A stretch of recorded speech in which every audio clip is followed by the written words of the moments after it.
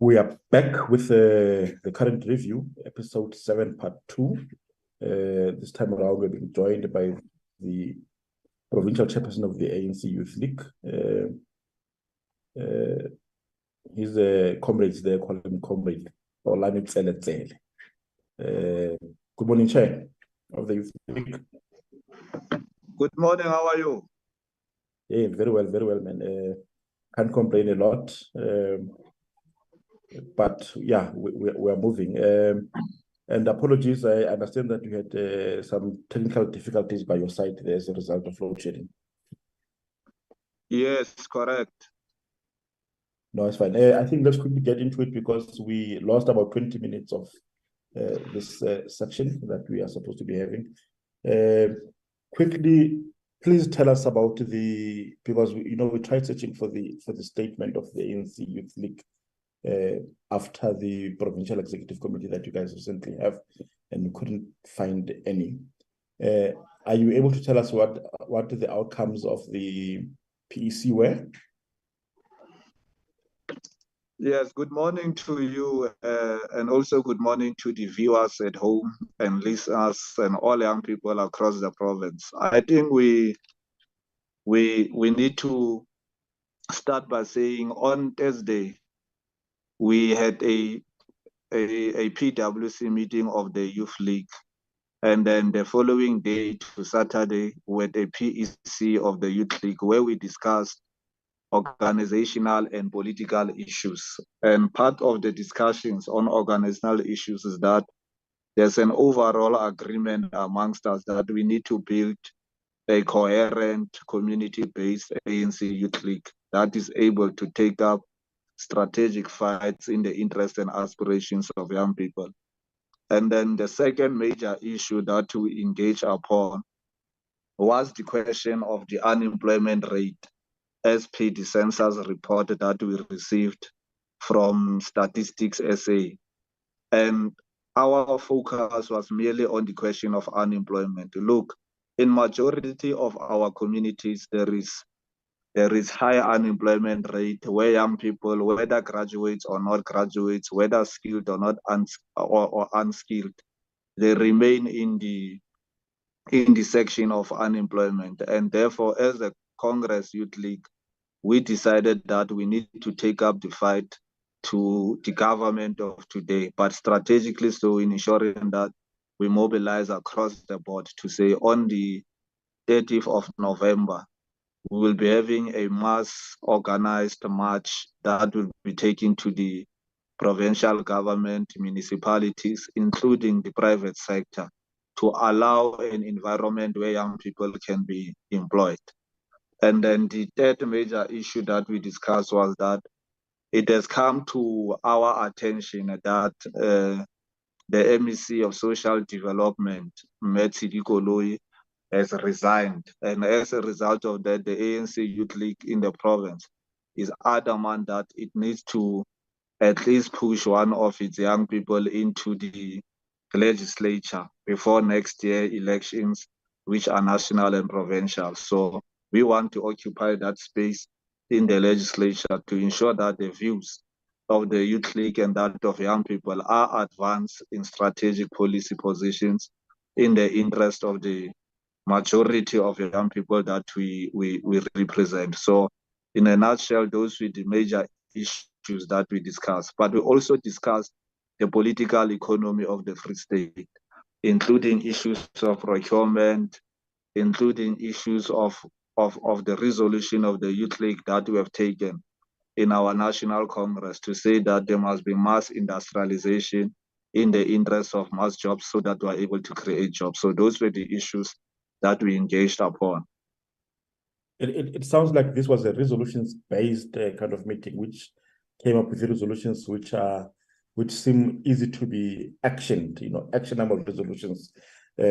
One of these is your lobby to have one of your own occupying the position in the legislature, and I presume into the executive as well. How did you, which name did you say you agreed on this one?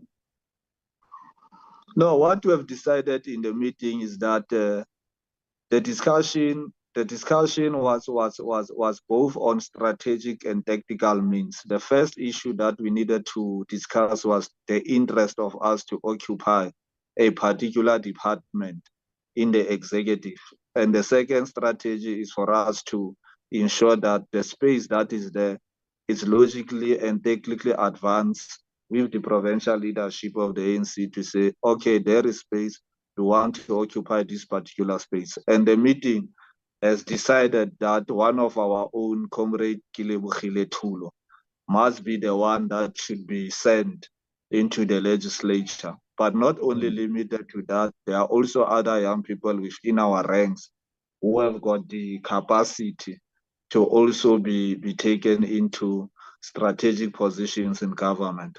Indeed, you are correct that it's not only an ending point to enter legislature, but the overall interest is for us to get that particular opportunity to occupy one department.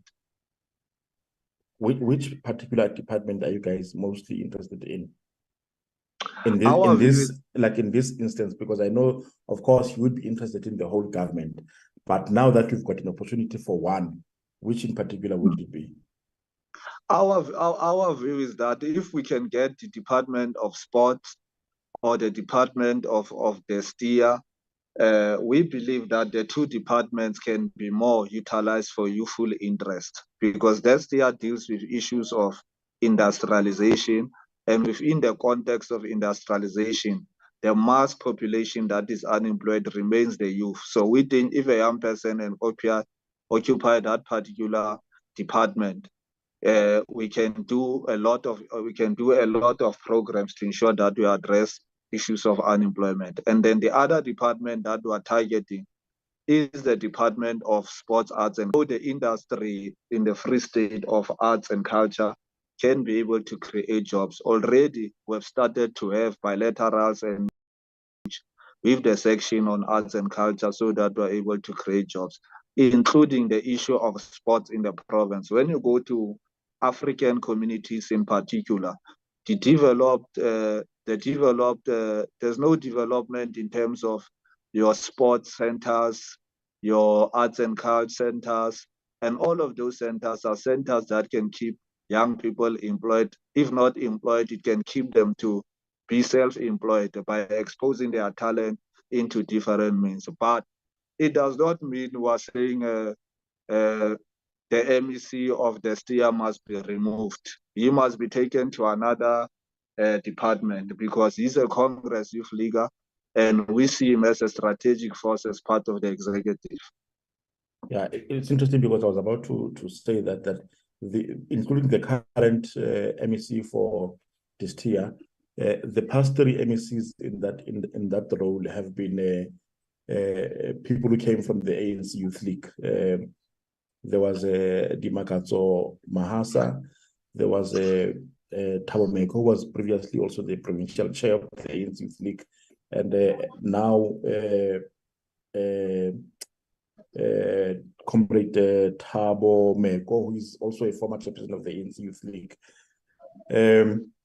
I would ask, do you think the Youth League have performed well in that department so far? Yeah, what we can attest to you is that when the department was with let's start with MEC Mohale, Comrade Makalo Mohale, when he was still in that particular department, he found that department being literally useless. But when he occupied it, it became useful. Many young people began to get support for businesses across the board. There was other areas such as your SEZ, your special economic zones. There were interventions that were made.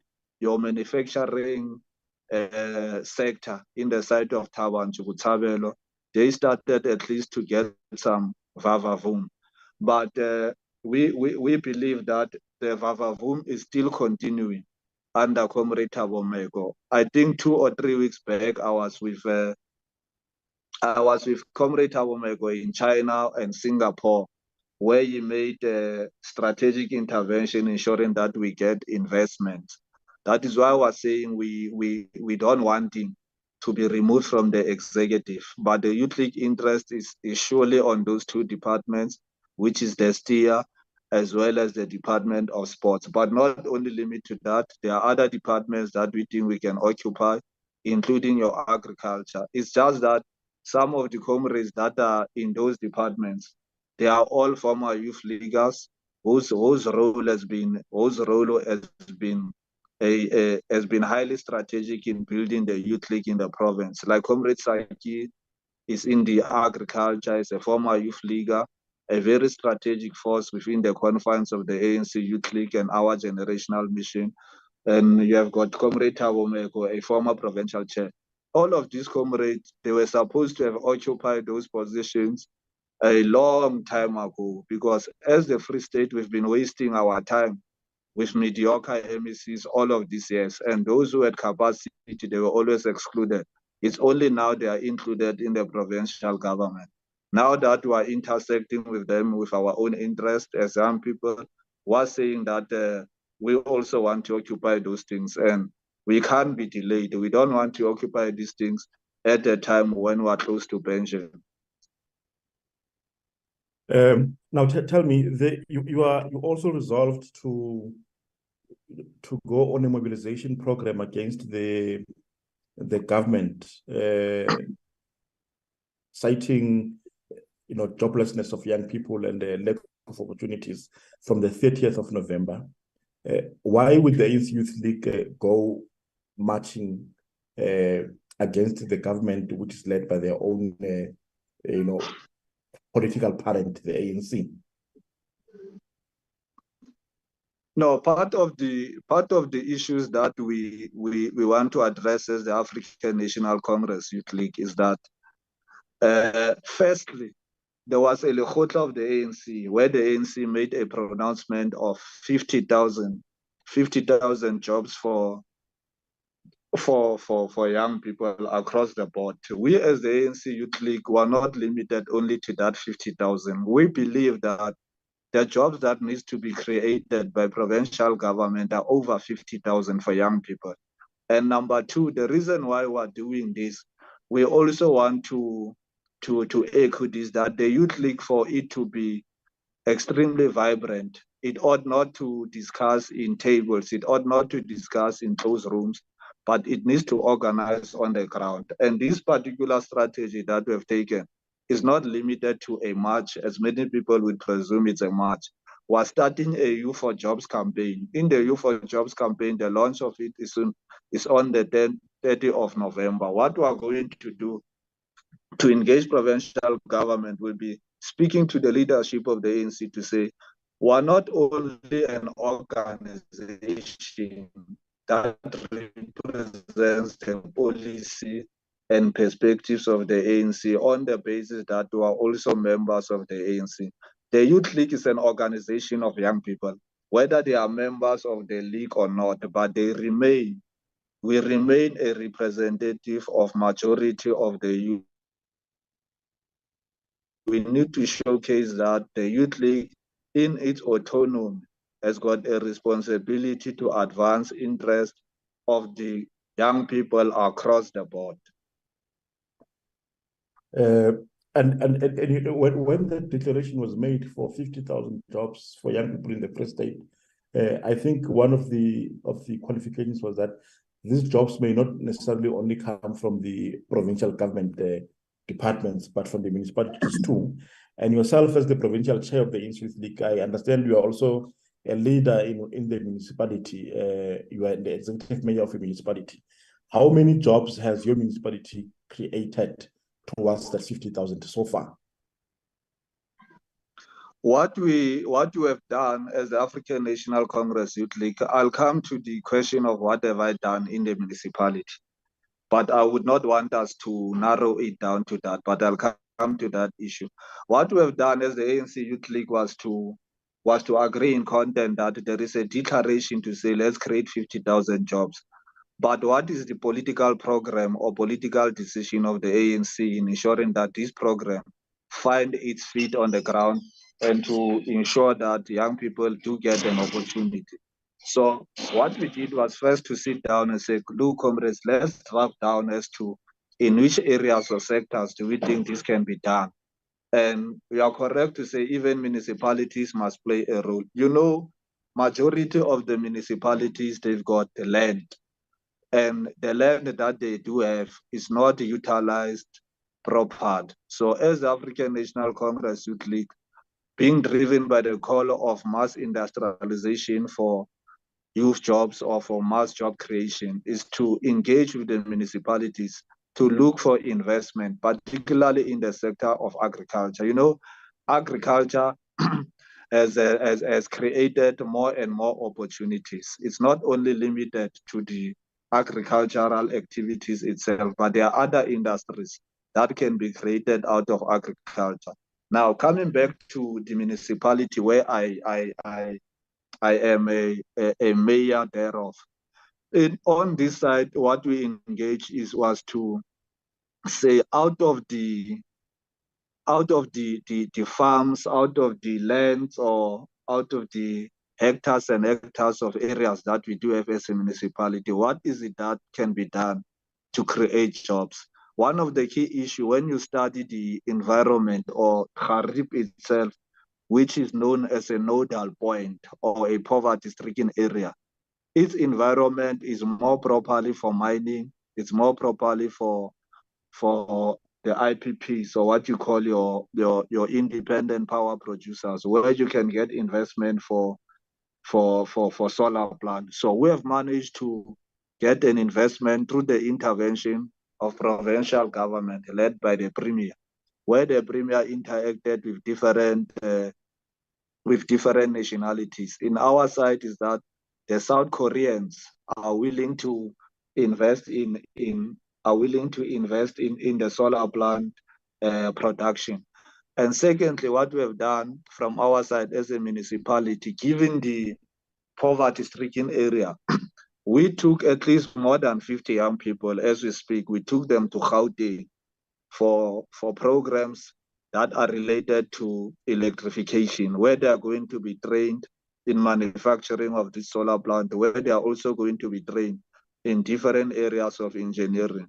And the other part is that we continue to do applications as a municipality that focuses on the overall skills revolution, so that when we go on mass industrialization, we're not going to outsource this particular investment to companies or to private individuals, but rather absorb the skilled young people in the area and allow them to get at least sustainable jobs. And what we're also going to do as the African National Congress Youth League is that amongst us in the PEC, the graduates that are there, or what you call the young intellectuals, has got a responsibility to draft a proper political strategy on outrolling mass jobs and propose to the African National Congress that for you to create jobs, this is the strategy that you need to utilize. You can't say you want to create 50 jobs and then it ends there. Every municipality or system of governance has got a financial year that is budgeted for. So what we need to do is to say, from this financial year to the next financial year, the strategy is to create so many jobs, or the strategy is to create so many skills in the Free State.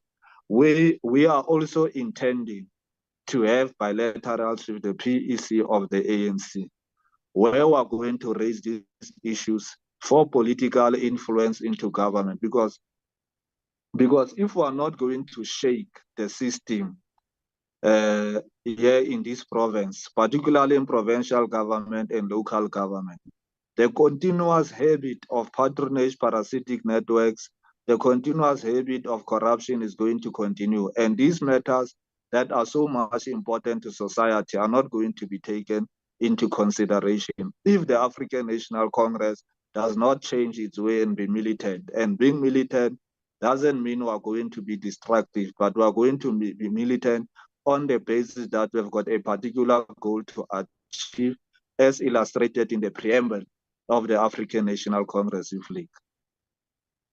In 2011, the ANC Youth League went to a national conference where it adopted 7 cardinal pillars for economic freedom in our lifetime, which in my understanding were about extracting young people from the depths of poverty into effective, productive people also in society. And it had a model for economic development in the country. And now you are saying in the previous answer that you are going to get young people from the PEC who are graduates or intellectuals to draft a strategy for what can be simply said as economic development in the province.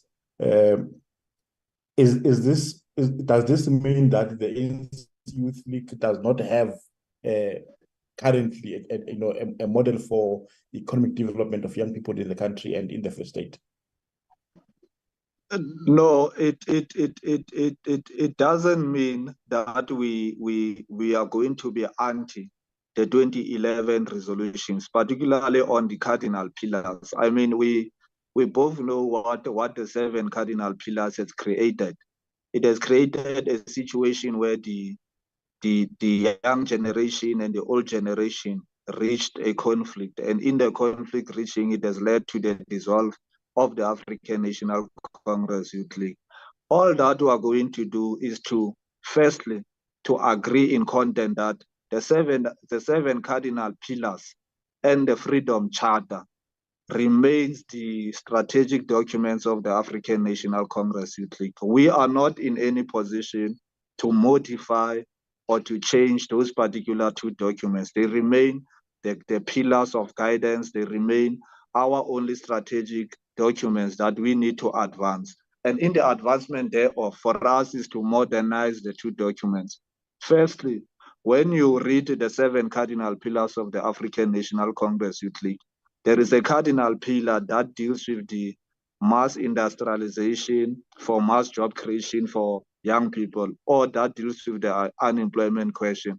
Currently, we're not intending to change that. All that we need to say is that the seven cardinal pillars on that particular issue, if we are to update it, the only way to update it is to deal with the statistics, to say since 2011 to now, the statistics of young people being unemployment is high.